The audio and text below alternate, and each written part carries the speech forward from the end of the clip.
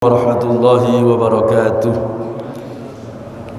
Bismillahirrahmanirrahim. Alhamdulillah madad dawam, syukrulillahi alal in'am li ni'matil iman wal islam wal iqtida bi sayyidil anam. Thumma salatu ma'a salam ala hadir ilaiki wal anam. Rabbi shrah li sadri wa yassir li amri wahlul 'uqdatam min lisani yafqahu qawli. Amma ba'du. Yang saya hormati, saya muliakan Bapak Ketua DKM Masjid Al-Barakah beserta seluruh jajaran pengurus DKM. Yang saya hormati, saya muliakan seluruh jamaah masjid, bapak-bapak, ibu-ibu, saudara-saudara semua, yang mudah-mudahan kita semua dalam keadaan sehat walafiat, dalam ketaatan kepada Allah Subhanahu wa taala, dalam curahan rahmat, taufik dan ma'unahnya. Puji dan syukur marilah kita haturkan kehadirat Allah. Salawat dan salam semoga tetap terlimpah curahkan kepada Rasulullah sallallahu alaihi wasallam beserta para sahabat dan keluarganya serta para pengikutnya, dengan harapan dan doa mudah-mudahan di yaumil qiyamah kelak kita mendapatkan syafaatul uzma dari beliau. Amin ya rabbal alamin. Untuk menyingkat waktu, mari sama-sama kita awali taklim kita dengan membaca Ummul Quran suratul Fatihah. Mudah-mudahan Allah memberikan kemudahan kita memahami hadis-hadis Rasulullah sekaligus bisa mengamalkannya dalam kehidupan kita sehari-hari sebagai bekal ibadah ketaatan kita kepada Allah. Ala hadiniyah wa ala kulli niyatin salihah, bi niyati du'a wal qabul wa li syafaati Rasul bi barakati Imam Ibnu Hajar Al-Asqalani. جميع مشايخنا. الفاتحة.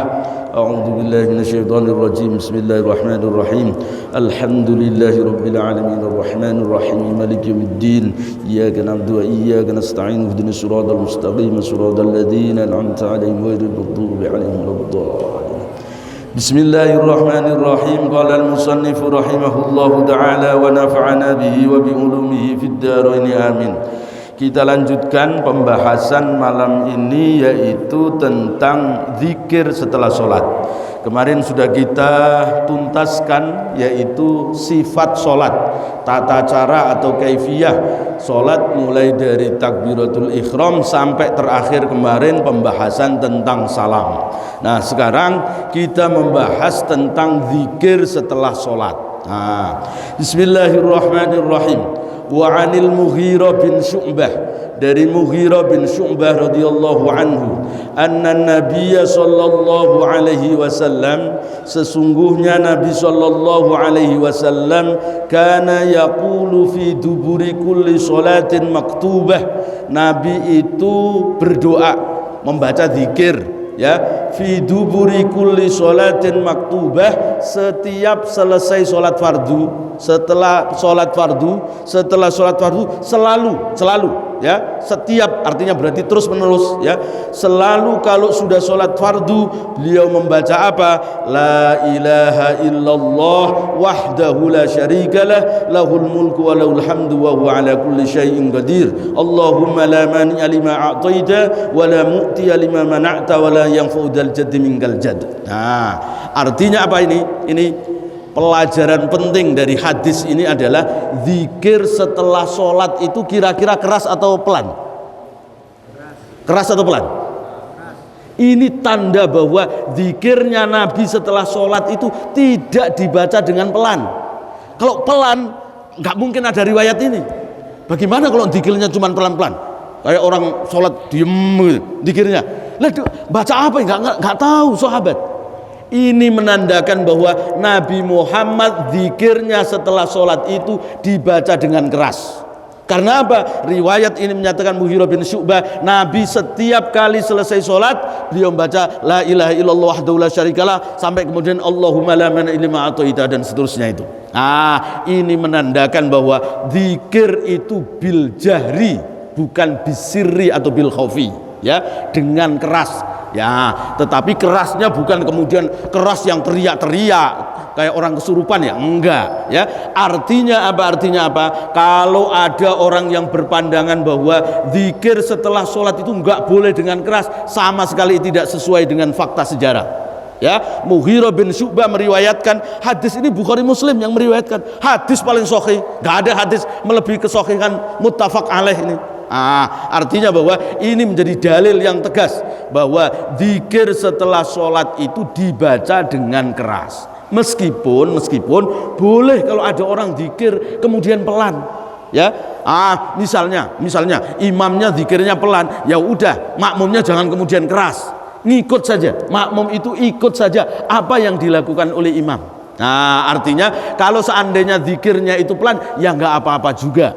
Artinya boleh, ya. Ada satu pendapat Imam Nawawi itu. Imam Nawawi itu berpandangan bijak sekali, ya. Orang kalau zikir keras menyebabkan riya, ya, dia kemudian bangga, dipuji, oh suaranya bagus, zikirnya enak dan seterusnya, maka sebaiknya zikirnya dengan pelan. Tapi kalau dengan zikir keras itu dia tidak menyebabkan riya, tidak timbul sum'ah dan seterusnya, tidak berbangga diri, maka sebaiknya dengan keras. Kenapa kok lebih baik dengan keras? Karena dengan keras itu bisa menarik orang, bisa mengajak orang, bisa semangat untuk zikir. Kita itu kadang-kadang mau ibadah, ya, taat, itu kan kalau suasana mendukung. Kalau suasana mendukung, kita senang. Persis dengan orang sholat tarawih itu. Sholat tarawih itu, coba kalau nggak sholatnya di masjid, ya, kira-kira sholat tarawih itu semuanya di rumah saja masing-masing, nggak boleh sholat di masjid. Kira-kira sholat apa enggak? Banyak nggak sholatnya daripada sholatnya itu, ya. Orang sunnah aja pasti begitu. Tapi berhubung sholat di masjid, ya, semangat akhirnya kemudian kita tumbuh untuk mau melakukan kegiatan kebaikan itu. Begitu juga dengan zikir. Apalagi kalau anak-anak kecil kita, ya, anak-anak usia SD, usia TK, kalau setiap sholatnya hanya habis sholat diem-dieman begitu, yang ada mereka langsung pulang.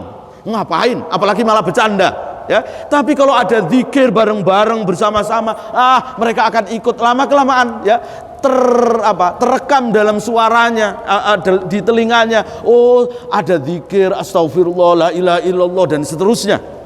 Akibatnya dia kemudian bisa hafal, ya, tanpa disengaja, tanpa niat untuk menghafal, hafal. Jangan cuma hafal, ojo dibanding-banding ketok. Ya, giliran ojo dibanding-banding diviralkan, ya, orang anak-anak kecil semua hafal, giliran zikir, karena zikirnya dipelankan akhirnya nggak ada yang hafal. Ini kan salah ini begini nih, ya. Baik. Nah, jadi zikir setelah sholat, ya, yang dibaca oleh Nabi itu la ilaha illallah wahdahu la syarikalah lahul mulku wa lahul hamdu wa huwa ala kulli syai'in qadir. Nanti ada riwayat wa lahul hamdu yuhyi wa yumitu. Ada tambahan. Begitu juga dengan Allahumma la mani lima ataita wa la mu'tiya lima mana'ta wa la radda lima qadaita wa la yanfa'u dzal jadd minkal jadd. Hanya hadis riwayat muttafaq alaih yang diriwayatkan oleh Imam Bukhari, Imam Muslim, ya, tidak menyebutkan ada tambahan wala radda lima qadaita dan seterusnya, ya. Tetapi itu ada riwayat, ya, riwayat yang lain, ya, dari Abd bin Humaid, ya, ada kata-kata wala radda lima qadaita, ya, ada tambahan begitu. Nah, ini yang pertama. Lalu apa orang sholat langsung kemudian assalamualaikum warahmatullahi wabarakatuh, la ilaha illallah wahdahu la syarikalah. Hadisnya ini kan Nabi bacanya la ilaha illallah wahdahu la syarikalah, tidak baca astagfirullah, ya. Atau ada orang yang habis sholat assalamualaikum warahmatullahi wabarakatuh, kemudian baca alhamdulillah, ya, ada yang begitu. Baca alhamdulillah boleh nggak? Boleh nggak? Jadi kalau habis sholat assalamualaikum warahmatullahi wabarakatuh, kemudian baca alhamdulillah, tidak ada hadisnya. Tidak ada hadis Nabi kalau habis sholat baca alhamdulillah, nggak ada. Cuman kalau ada orang habis salam kemudian alhamdulillah, ya nggak apa-apa. Juga nggak ada hadis yang melarang kalau kamu habis sholat jangan baca alhamdulillah, nggak ada juga itu. Artinya berarti tinggal tujuannya. Apa alhamdulillah itu? Kalau alhamdulillahnya dia assalamualaikum warahmatullahi wabarakatuh, alhamdulillah saya diberikan kekuatan untuk bisa melaksanakan ketaatan kepada Allah, sholat tepat waktu, sholat berjamaah, sholat di masjid, alhamdulillah, syukur atas nikmat itu, maka itu boleh. Tapi kalau alhamdulillah bebas, udah nggak dosa saya, itu nggak boleh kalau begitu, ya. Udah seneng, udah bebas, udah selesai sholat, syukur alhamdulillah, nggak boleh kalau syukurnya begitu. Tapi kalau syukurnya sudah bisa melaksanakan, ya, diberi kekuatan oleh Allah, itu nggak apa-apa. Nah, Nabi nanti dalam riwayat yang lain, Nabi ketika selesai sholat itu, ya nanti hadis yang kedua. Saya baca hadis berikutnya dulu. Wa an Sa'id bin Abi Waqqas, dari Sa'ad bin Abi Waqqas radhiyallahu anhu, anna Rasulullah sallallahu alaihi wasallam kana yata'awwadu bihinna duburi kulli salatin. Nabi itu ya ta'awud, berlindung diri kepada Allah, ya, dubura kulli salatin, setiap selesai salat Nabi berdoa mohon perlindungan beliau membaca Allahumma inni a'udzubika minal bukhli, ya Allah aku berlindung kepadamu dari sifat kikir, pelit, wa a'udzubika minal jubni, dan aku berlindung kepadamu dari sifat juben itu penakut, ya, tidak berani. Padahal dulu orang Islam itu kan dituntut punya keberanian. Zaman Nabi itu orang berperang kan, ya, berperang, sehingga kalau punya sifat jubun, ya, sifat penakut, nggak berani perang, takut mati, maka itu bukan sifat orang beriman itu, ya. Maka Nabi mohon, ya, mengajarkan kepada kita umatnya untuk dihindarkan dari sifat pelit, sifat jubun, yaitu penakut.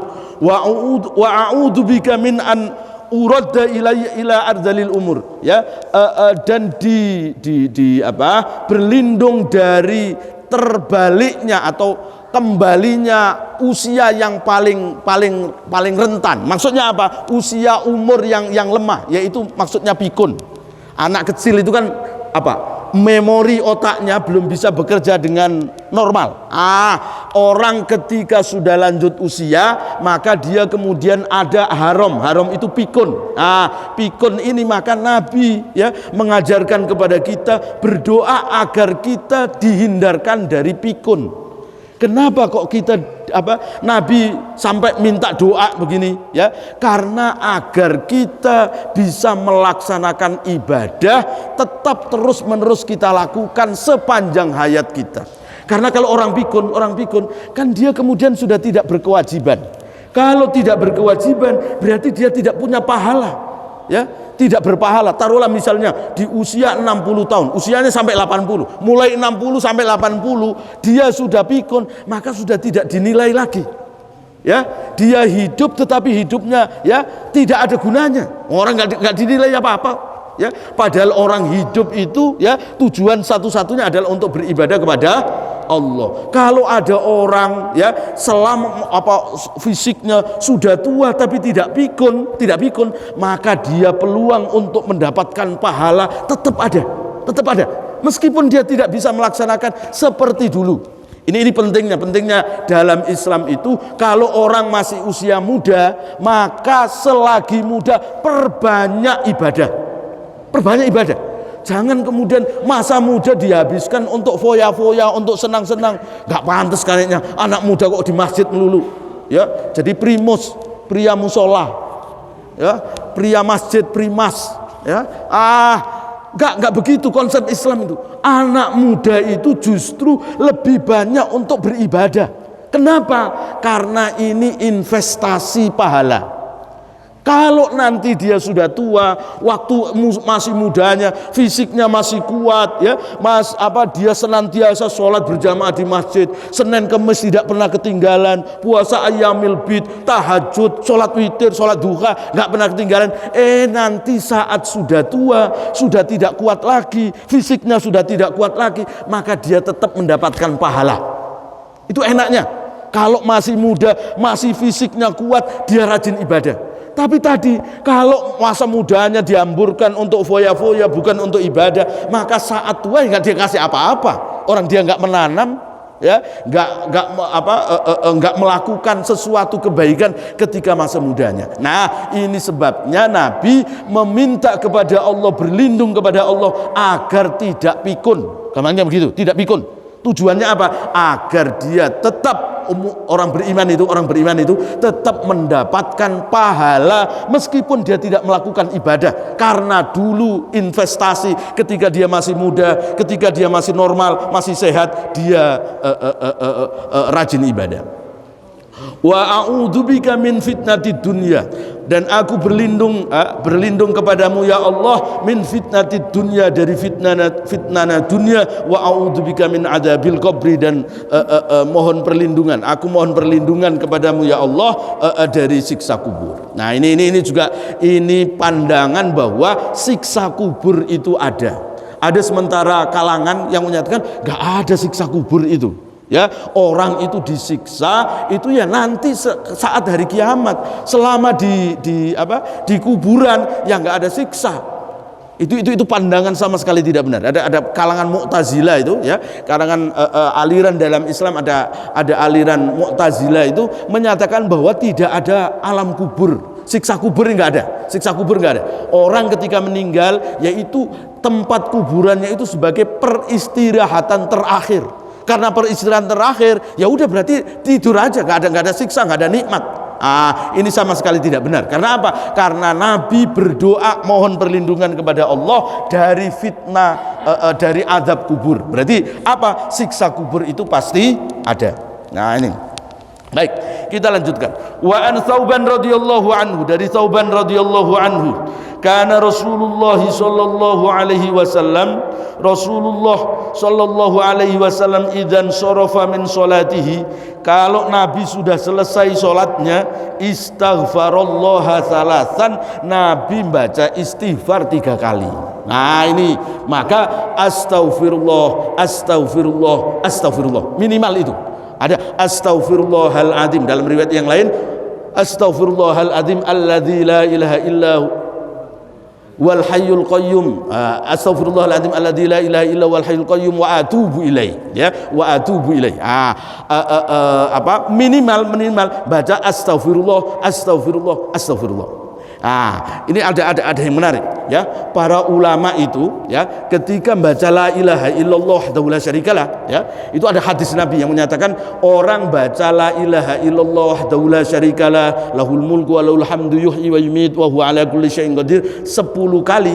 Hadis Nabi itu 10 kali dibaca ketika sholat maghrib, ketika sholat subuh, dalam posisi kakinya belum berpindah dari tahiyat akhir, nggak bergeser, masih tetap menghadap ke kiblat, kakinya masih dalam posisi tahiyat akhir. Kata Nabi, orang itu diampuni 10 dosanya, ya, dihapus 10 kejelekannya, dicatat ya 10 kebaikan, dihapus 10 keburukan, diangkat 10 derajat, bahkan yang paling menggiurkan ini ya, menggiurkan, dianggap sebagai orang sama dengan memerdekakan 10 budak mukminah.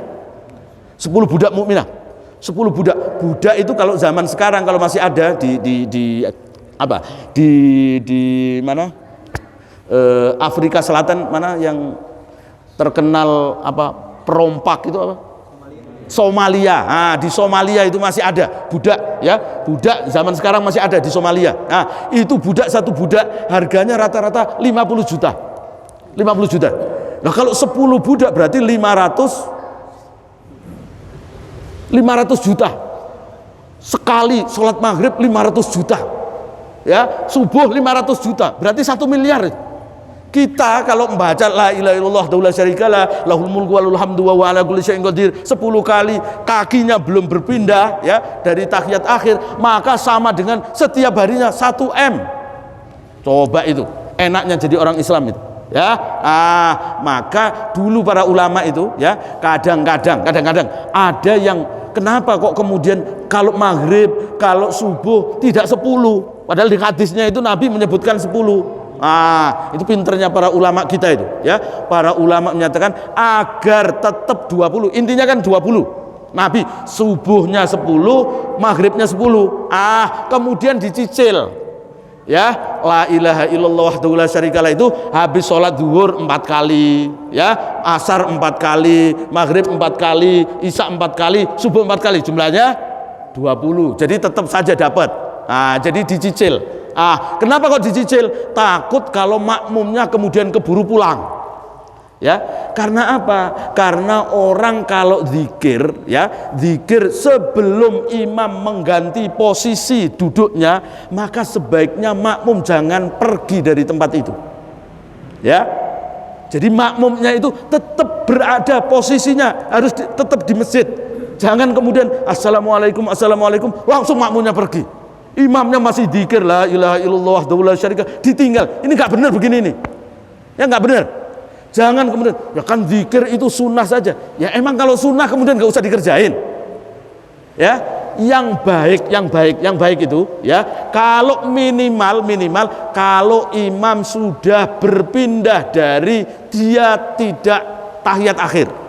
Jadi sudah taruhlah, makanya Nabi itu mengajarkan, Nabi itu ya dalam riwayat Nabi kalau habis sholat beliau kemudian kadang menghadap ke jamaah ya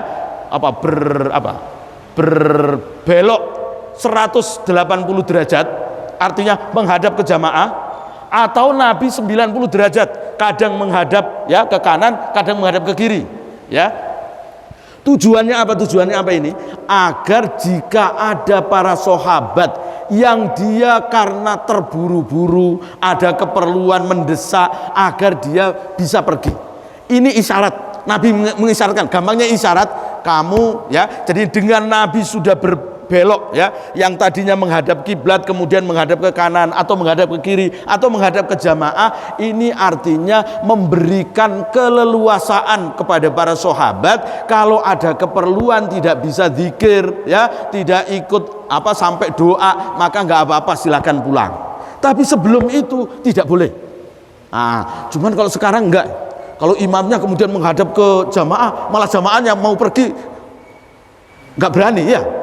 Apalagi kalau teman dekat gitu atau udah kenal gitu ya, malah nggak berani. Justru kalau menghadap itu membolehkan, silahkan kalau ada yang ada keperluan penting pergi. Tapi selama enggak ya jangan ya. Maka ini pentingnya zikir itu ya. Orang sholat itu, habis sholat itu maka diperintahkan untuk berzikir. Kenapa? Karena sholat kita itu boleh jadi masih ada kekurangannya. Boleh jadi kita tidak khusyuk, boleh jadi masih ada hal-hal sunnah yang kita tidak kerjakan, yang kita abaikan. Nah, dengan zikir setelah sholat itu, maka ini menutup celah-celah tadi itu. Kekurangan-kekurangan sholat kita itu tertutupi. Karena apa? Karena memang sholat itu intinya adalah zikir kepada Allah. Wa aqimis sholata li dzikri, dirikanlah sholat itu untuk zikir kepada aku. Ketika kita sholatnya belum bisa sempurna, maka kita tambal, kita upayakan untuk menyempurnakannya itu dengan cara berzikir setelah sholat. Jangan kemudian sholatnya lancing ya, sholat langsung pelencing.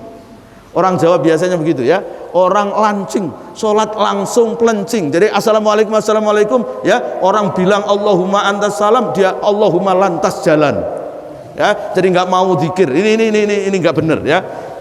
Itu ya, sampai-sampai ada ulama yang menyatakan man laisa lahu wirdun fahuwa kirdun. Siapa yang nggak punya wirid, nggak baca wirid setelah sholat, fahuwa kirdun, maka orang itu seperti kera, seperti monyet. Monyet itu maksudnya apa? Kok seperti monyet? Karena monyet itu kan nggak bisa diem. Kan monyet itu nggak ada diem itu. Kan cepet-cepet. Makanya habis sholat langsung pergi. Nah, itu berarti orang yang seperti itu katanya seperti monyet. Ya. Tapi ya jangan kemudian wah monyet lu. Gitu. Ya.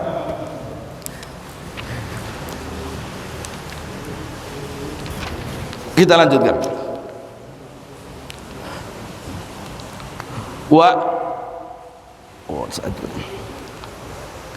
Wa an Abi Hurairah radhiyallahu an, dari Abi Hurairah radhiyallahu an Rasulillah sallallahu alaihi wasallam, dari Rasulullah sallallahu alaihi wasallam, man qala, beliau bersabda, man sabbahallaha dubura kulli salatin 33, siapa yang membaca tasbih ya setelah salat 33 kali, wa hamidallaha 33, dan membaca tahmid alhamdulillah 33 kali, wa kabbara 33, dan membaca takbir 33 kali, fatilka tis'un wa tis'una, dan itu jumlahnya 99. Wa qala tamamal mi'ah, dan dia mengucapkan untuk menyempurkan jadi 100, la ilaha illallah wahdahu la syarika lah, lahul mulku wa lahul hamdu wa huwa ala kulli syai'in qadir, hufirat khotoyahu, maka orang itu diampuni dosa-dosanya, walau kanat mithla zabadil bahri, meskipun dosanya itu sebanyak buih di lautan. Nah, ini dalil yang tegas bahwa zikir setelah sholat itu masyru', diajarkan, dianjurkan, dilakukan. Ya, kan ada kadang-kadang ada orang yang berpandangan nggak ada zikir setelah sholat itu. Kalau Nabi menyatakan dubura kulli sholatin, ya, yang namanya dubura kulli sholatin itu bukan kemudian setelah sholat, tetapi di ujung sholat. Artinya apa? Habis baca tahiyat maka disunahkan untuk melakukan zikir, memperbanyak doa. Dalil mereka begitu, ya. Yang tidak mau zikir setelah sholat itu, yang diperintahkan oleh Nabi itu adalah di dalam sholat hanya duburo. Duburo itu, ya, dubur itu artinya kan belakang. Berarti masih dalam keadaan sholat, bukan di luar sholat, masih dalam sholat. Sebelum salam maka disuruh untuk memperbanyak doa, memperbanyak zikir. Ini dalil yang seperti ini salah, sama sekali tidak benar. Dasarnya apa? Hadis ini, ya. Nabi menyatakan siapa yang baca 33 kali subhanallah, alhamdulillah 33 kali, Allahu akbar 33 kali, maka orang itu diampuni dosa-dosanya meskipun dia dosanya itu sebanyak buih di lautan. Pertanyaannya sekarang, apakah ada orang sebelum salam lagi sholat baca subhanallah 33 kali, alhamdulillah 33 kali, Allahu akbar 33 kali, kemudian Allahu akbar la ilaha illallah la syarika sampai 100. Apa begitu? Enggak. Nah, ini dalil bahwa, ya, yang namanya yang artinya dubura kulli sholatin, ya, itu setelah sholat, bukan di penghujung sholat, bukan, ya, yaitu di setiap selesai sholat. Ya, orang yang baca subhanallah, baca alhamdulillah, Allahu akbar setelah sholat, maka dia mendapatkan ampunan Allah itu. Nah, cuman kalau kita di Masjid Al-Barkah, kadang-kadang kalau maghrib nggak baca subhanallah, alhamdulillah, Allahu akbar, ya, karena mau ngaji nggak apa-apa, ya, nggak apa-apa. Karena apa? Ini hukumnya sunnah, ya, kan sunnah ini hukumnya.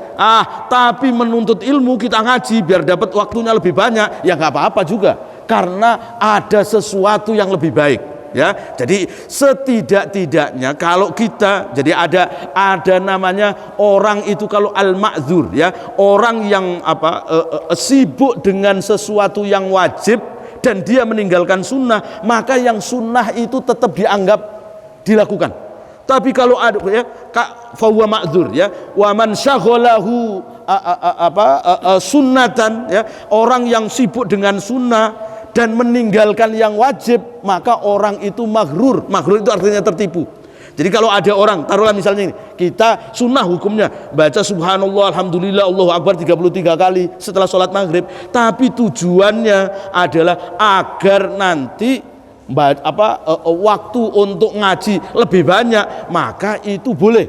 Kita tidak baca tasbih, tidak baca tahmid, takbir tadi itu, tetap mendapatkan pahala selagi karena kita ingin ngaji, ya. Kalau kita mau ngaji nih, tetapi kalau sambil ngaji boleh nggak? Saya tadi kan belum baca subhanallah, alhamdulillah, sambil ngaji saya baca subhanallah, alhamdulillah, Allahu akbar, boleh nggak?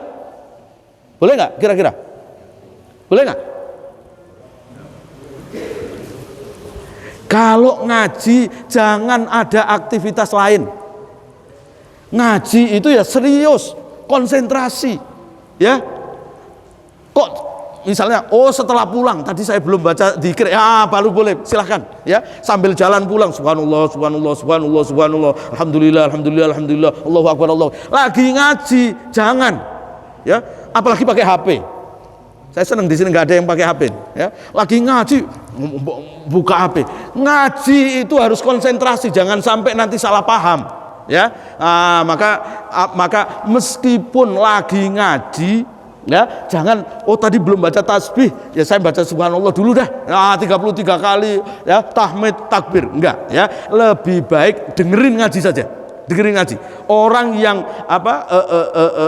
disibukkan dengan sesuatu yang wajib, maka yang sunnah ikut, yang sunnah tetap dianggap. Tapi kalau ada orang kok disibukkan dengan sunnah, tapi yang wajibnya ditinggalkan, maka orang itu tertipu, dia nggak dapat, ya nggak dapat. Nah ini kita lanjutkan.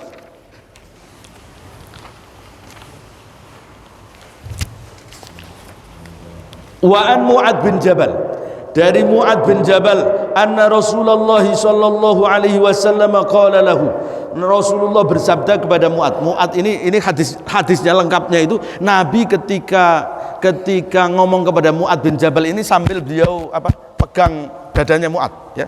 Jadi kedua tangan beliau itu memegang dadanya Mu'ad sambil menyatakan, inni uhibbuka, aku sungguh-sungguh mencintaimu wahai Mu'ad. Nabi sampai 2 kali, ya Mu'ad inni uhibbuka, wahai Mu'ad aku sungguh-sungguh mencintaimu. Ini kalau kita cinta sama Nabi ya wajar, ya. Kalau Nabi cinta kepada kita itu yang luar biasa kan. Mu'ad bin Jabal ini digaransi oleh Nabi, ya, aku sungguh-sungguh mencintaimu wahai Mu'ad, ya. Maka ini Mu'ad bin Jabal ini orang yang sangat senang ketika mendapatkan sabda Nabi begini, ya. Aku sungguh sangat mencintaimu wahai Mu'ad. Itu beliau sangat senang sekali, ya, Mu'ad itu. Nabi kemudian bersabda kepada Mu'ad, usika ya Mu'ad, aku berwasiat kepadamu wahai Mu'ad, la tada'anna dubura kulli sholatin antakul, jangan sekali-kali engkau tinggalkan setiap selesai sholat, takul engkau mengucapkan atau membaca doa apa? Allahumma a'inni ala dzikrika wa syukrika wa husni ibadatik. Jangan sekali kamu tinggalkan. Aku sangat mencintaimu wahai Mu'ad. Jangan sekali-kali kamu tinggalkan. Ini wasiatku, ya. Kalau kamu habis sholat, bacalah Allahumma a'inni ala dzikrika wa syukrika wa husni ibadatik. Ini Mu'ad bin Jabal ini, ya. Mu'ad bin Jabal itu ada kisah uniknya. Mu'ad bin Jabal itu pernah tidak sholat gara-gara hutang, ya. Dia punya hutang kepada orang Nasrani, ya. Mu'ad bin Jabal itu sahabat Nabi dari suku Khazraj, ya, di Madinah. Beliau punya hutang kepada orang Kristen, orang Nasrani namanya Rohana bin Maria, ya. Hutangnya itu 1 uqiyah. 1 uqiyah itu kalau sekarang itu setara dengan 201 gram emas. 201 gram emas hutangnya itu. Mu'ad bin Jabal ini ketika hari Jumat, saat batas waktu dia harus membayar hutangnya itu, dia nggak punya uang, ya. Ditunggui oleh Rohanah di depan rumahnya, ya. Rohanah ini laki-laki bukan perempuan, ya, laki-laki, orang Nasrani, ya, tetangganya Mu'ad. Dia ditungguin di rumahnya hari Jumat. Mu'ad karena nggak berani keluar rumah, dia nggak keluar rumah. Dan ini hebatnya dulu orang itu, ya. Meskipun dia orang Nasrani, orang Kristen, dia punya, kan dia berpiutang. Orang Nasrani yang Mu'ad punya hutang sama dia, enggak kok kemudian didobrak rumahnya atau dipaksa untuk keluar, enggak. Mu'ad bin Jabal di rumah sampai Jumatan enggak sholat Jumat dia, ya. Ditunggui oleh Nabi kok enggak ada Mu'ad ini. Setelah maghrib gitulah kira-kira, Nabi nanya, kok kamu tadi enggak ada Mu'ad? Kemana enggak Jumatan? Ya Rasul, rumah saya itu didatangi Rohana, saya punya hutang sama dia, ya. Saya takut kalau keluar rumah saya ditagih, saya nggak bisa ngomong. Saya nggak keluar sholat Jumat. Nabi akhirnya kemudian, ya udah kalau begitu aset harta kekayaannya Mu'ad itu kemudian diambil oleh Nabi, dijual, kemudian dibayarkan kepada Rohanah itu, ya. Nah itu dalam konsep Islam ada namanya taflis, ya, al-hajru wa taflis, ya. Orang karena Mu'ad ini, ya, Mu'ad bin Jabal ini kalau bisnis itu tidak punya kecakapan yang piawai, ya. Jadi gemar berinfak, ya. Jadi akhirnya sampai kemudian dia nggak bisa mengukur, ya, antara pemasukan dan pengeluaran itu, ya. Pemasukan dan pengeluaran akhirnya menyebabkan dia punya hutang banyak, nggak bisa bayar gitu, ya. Sampai akhirnya kemudian uangnya diambil, ya, disita, ya, kemudian dijual asetnya, diberikan kepada orang yang piutang itu, ya. Nabi, ya, kita kembali kepada Mu'adz bin Jabal ini, Nabi berwasiat ya. Ini pentingnya doa Allahumma a'inni ala dzikrika wa syukrika wa husni ibadatik. Nah, doa ini Allahumma a'inni ala dzikrika ini boleh dibaca dengan sendiri-sendiri, maksudnya a'inni bukan a'inna, tapi kalau berjamaah maka membacanya Allahumma a'inna ala dzikrika wa syukrika wa husni ibadatik. Jadi boleh a'inni, boleh a'inna ya. Wa an Abi Umamah, dari Abi Umamah radhiyallahu anhu qala Rasulullah sallallahu alaihi wasallam, man qara'a ayatal kursi, siapa yang membaca ayat kursi, dubura kulli sholatin maktubah, setiap selesai salat maktubah, lam yamna'hu min dukhulil jannah, maka tidak ada yang bisa menghalangi orang itu masuk surga illal mautu, kecuali kematian. Maksudnya apa? Orang yang baca ayat kursi setelah sholat ya, mau sholat, pokoknya sholat maktubah, sholat fardu 5 waktu itu ya, baca ayat kursi, maka orang itu pasti masuk surga. Tidak ada yang menahan, yang menghalangi dia masuk surga kecuali kematian. Maksudnya apa? Ya dia nggak bisa masuk surga karena belum mati. Selama dia kalau mati, kalau meninggal, maka pasti masuk surga. Ini jaminannya Nabi ya. Ayat kursi ini, maka ayat kursi itu menjadi ayat yang paling utama. Afdhalu ayil Quran ya, paling utamanya ayat di dalam Al-Qur'an itu ayat kursi ya. Ayat kursi itu diriwayatkan ya, ketika ayat kursi itu diturunkan kepada Nabi Muhammad ya, dibawa oleh malaikat Jibril, diikuti oleh 70.000 malaikat turun dari langit. 70.000 malaikat turun dari langit menghantarkan ayat kursi ini, sampai ya ayat kursi ini menyebabkan aras itu berguncang ya, saking hebohnya ya. Ayat kursi dipindahkan dari langit mau ke dunia, diturunkan kepada Nabi Muhammad itu ya. Bahkan kemudian setan iblis ya, itu kocar-kacir saking hebatnya ayat kursi ini ya, saking hebatnya, maka setan itu lari tunggang langgang ya, ketakutan ya dengan ayat kursi. Itu sebabnya maka yang paling populer biasanya rumah-rumah itu biar tidak ada setannya dipasang kaligrafi ayat kursi ya. Cuman sayangnya cuman jadi pajangan, harusnya dibaca, bukan kemudian dibuat pajangan ya. Tapi ya masih mending lah ya, masih mending. Tapi yang ideal dibaca ya. Nabi itu menyatakan kalau orang keluar rumah maka hendaklah membaca ayat kursi. Nanti pulang dari luar masuk ke rumah dia juga membaca ayat kursi. Nabi menyatakan orang yang keluar rumah baca ayat kursi, maka dalam perjalanannya dia ya, saat dia keluar itu dia akan dijaga dari apapun yang menyebabkan dia susah. Apapun yang menyebabkan susah. Kalau orang berdagang, dia dijaga tidak rugi dagangannya. Ya, kalau jualannya laris, ya, artinya sesuatu yang tidak diinginkan itu terhindar. Artinya berarti terhindar dari sesuatu yang menyebabkan dia merugi. Dan kalau pulang masuk ke rumah juga baca ayat kursi. Tujuannya apa? Kata Nabi, baca ayat kursi itu nafatil faqro, ya, menyebabkan orang itu hilang kefakirannya, ya, hilang kefakirannya. Maka ini penting ya. Ayat kursi itu mau keluar rumah baca ayat kursi, masuk rumah baca ayat kursi. Nah, apalagi kalau ditambah dengan kul huwallahu ahad ya. Habis ayat kursi baca kul huwallahu ahad. Ya, itu bahkan kalau dalam kul huwallahu ahad itu Nabi menyatakan orang yang baca masuk rumah baca kul huwallahu ahad ya, baca kul huwallahu ahad, maka orang itu akan mendapatkan curahan banyak rizki sampai rizkinya itu melober, merata sampai ke tetangga-tetangganya. Itu saking banyaknya rizki itu sampai melober ke tetangganya ya, tetangganya dapat rizki juga. Nah, ini orang yang mudawamah, yang melazimkan baca ayat kursi, baca surat Al-Ikhlas. Bahkan ada kisah ayat kursi itu ya. Saya dulu sudah pernah sampaikan tentang Abi Hurairah. Abi Hurairah itu diperintah oleh Nabi untuk menjaga barang zakat ya, barang zakat yaitu gandum atau kurma atau yang lain muslimin di Baitul Mal itu dijaga oleh Abi Hurairah. Suatu saat malam itu ada orang yang mencuri ya harta di Baitul Mal ini, gandum atau kurma atau yang lain itu dicuri oleh seseorang. Orang ini kemudian ditangkap oleh Abi Hurairah. Orang ini memelas, wahai Abu Hurairah, lepaskan, saya mencuri ini karena terpaksa ya, saya ini punya keluarga, tidak punya makanan, maka ini terpaksa saya lakukan ya, tidak bisa tidak anak dan istri saya butuh makan, maka saya terpaksa mencuri. Nah, akhirnya dilepaskan oleh Abi Hurairah. Abi Hurairah setelah sholat subuh, Nabi nanya kepada Abi Hurairah ya, hei Abi Hurairah, ma fa'ala asiruka al-barihah ya, Abi Hurairah, apa yang dilakukan oleh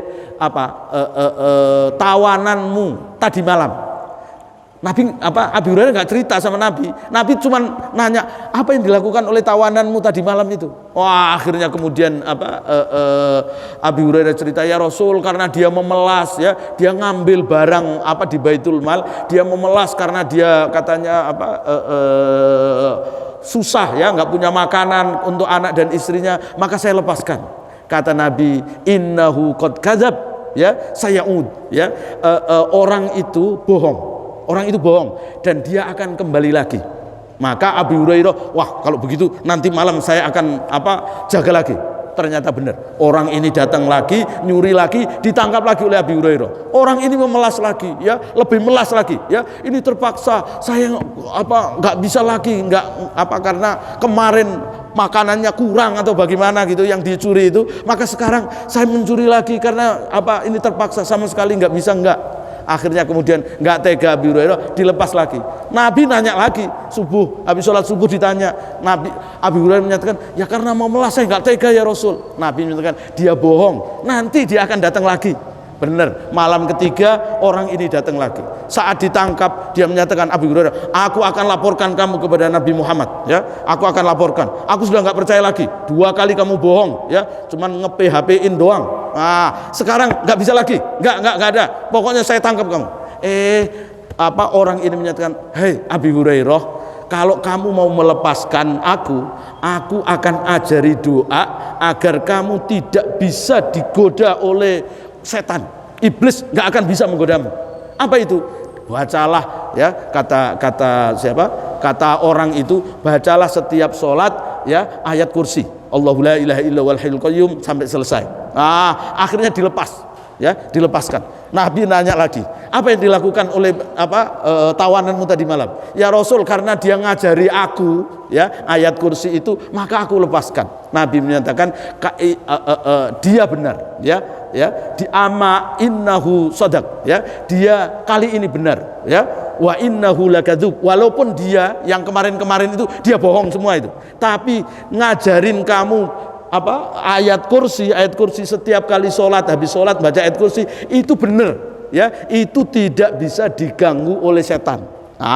Mungkin ini barangkali ya, hadis ini cerita tentang Abi Hurairah dengan setan inilah, kemudian rumah-rumah biar tidak ada setannya dikasih kaligrafi ayat kursi ya. Saya juga nggak tahu kenapa ayat kursi nggak surat al-jin gitu ya, kan ada surat jin itu, biar nggak kesurupan baca surat jin gitu, tapi ayat kursi yang populer. Baik, wa zada fi at-tabrin wa qul huwallahu ahad ya, jadi baca qul huwallahu ahad juga ya, jadi baca ayat kursi, baca qul huwallahu ahad. Wa an Malik bin Al-Huwairits, dari Malik bin Al-Huwairits radhiyallahu anhu, qala Rasulullah sallallahu alaihi wasallam, sallu kama raaitumuni usolli, salatlah kalian sebagaimana kalian melihat aku salat. Artinya salatnya kita ini ya harus sesuai dengan salat yang dilakukan oleh Nabi ya. Wa an Imran bin Husain, dari Imran bin Husain radhiyallahu anhu, anna Nabiyya sallallahu alaihi wasallam qala sholli qa'iman, salatlah dengan berdiri, fa illam tastati fa qa'idan, kalau tidak mampu berdiri maka dengan duduk, fa illam tastati fa ala jambin, maka kalau tidak bisa duduk, fa ala janbin, maka tidur berbaring, wa illa, kalau tidak bisa tidur berbaring, fa aumi, maka cukup dengan isyarat ya. Ini salat, kalau salatnya itu salat wajib Ya, kalau sholat wajib, karena apa? Sholat wajib itu syarat sholat wajib itu al-qiyamu alal qudrah, ya, yaitu berdiri jika mampu. Ya, kalau dia mampu berdiri harus berdiri. Ya, artinya kalau dia tidak mampu berdiri baru boleh duduk. Ya, kalau tidak bisa duduk boleh berbaring. Kalau nggak bisa berbaring maka dia boleh dengan isyarat. Nah, kalau sholat sunnah meskipun kita meskipun kita kuat berdiri kemudian sholat sunnahnya sambil duduk boleh saja, hanya saja orang kalau sholat sunnah harusnya dia kuat berdiri kok dilakukan dengan duduk, maka pahalanya cuma separuh. Taruhlah misalnya ba'diyah itu nilainya 100.000, ya, kalau berdiri dilakukan dengan duduk maka hanya 50.000. Kalau dilakukannya dengan berbaring tiduran ya boleh aja, nggak mampu berdiri cuman tiduran, dia nggak duduk cuman tiduran sambil sholat sambil tiduran ya boleh juga, tapi cuman 25.000 seperempatnya.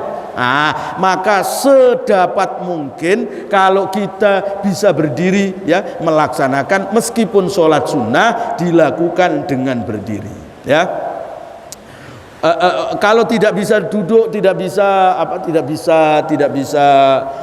tidur, maka cukup dengan isyarat. Nah, kadang-kadang biasanya yang salah itu kalau ada orang sholat sambil duduk di kursi, ya.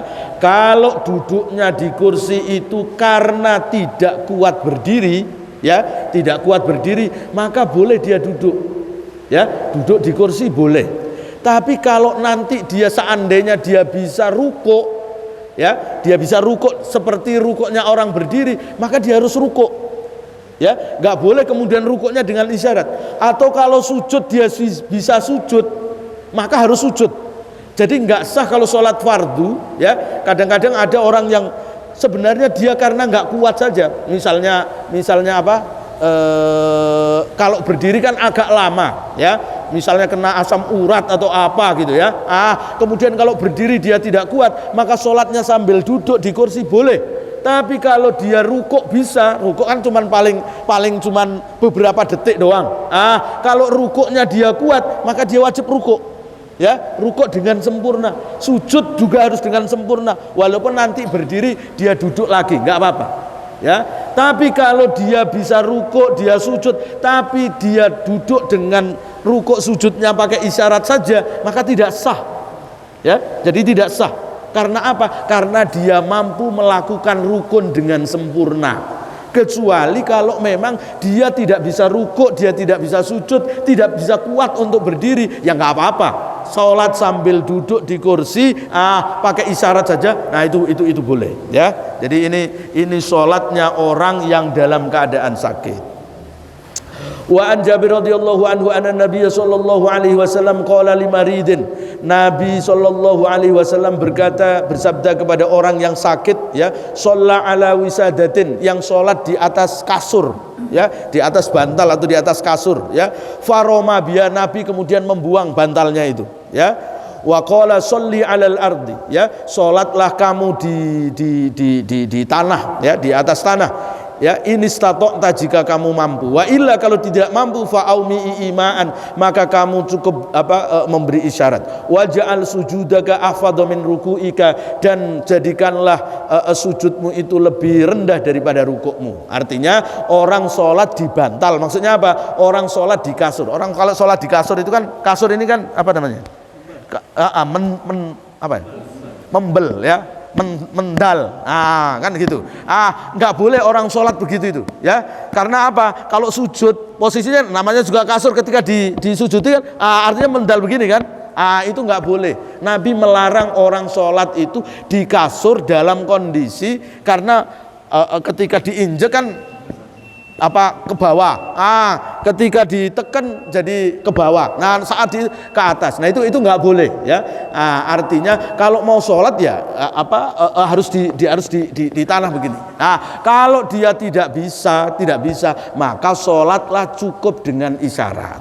Artinya tadi, ya, dengan isyarat maksudnya kalau misalnya duduk, ya duduknya saat dia rukuk ya tidak rukuk sempurna, cukup memberi isyarat membungkukkan sedikit. Kalau sujud maka lebih rendah daripada rukuknya. Artinya jangan kemudian sholatnya di kasur, ya, sholatnya jangan di kasur, jangan dibantal, ya. Jadi sholat itu harus di tanah. Karena apa? Karena jangan ada yang mendal tadi itu, ya. Jadi ini tata cara. Jadi sholat bagi orang yang sakit, kalau dia tidak bisa rukuk, dia bisa sujud, maka sholatnya cukup dengan isyarat saja.